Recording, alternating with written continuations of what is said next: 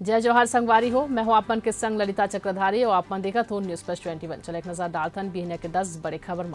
देश में पेट्रोल और डीजल के कीमत में 2 रुपया प्रति लीटर के कमी करे गए है। 22 महीना बाद घटाए गए इस दाम। छत्तीसगढ़ सरकार हा लोकसभा चुनाव ले पहली बड़े प्रशासनिक सर्जरी के बाद 13 जिन IAS अधिकारी मन के करिन तबादला।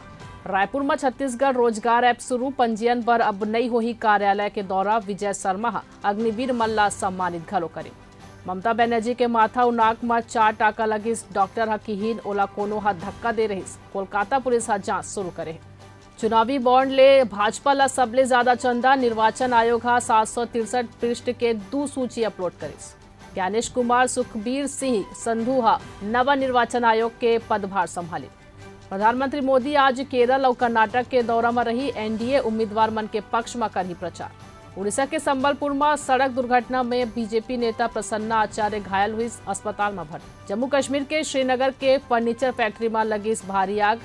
दमकल के गाड़ी मौका में पहुंची। रूस में मतदान हुई शुरू। पुतिन 5वां घाव सत्ता में लौट सकत है। ऐसे नहीं जम्मू खबर पर देखत रहो न्यूज प्लस 21 आप मन के हक के बात।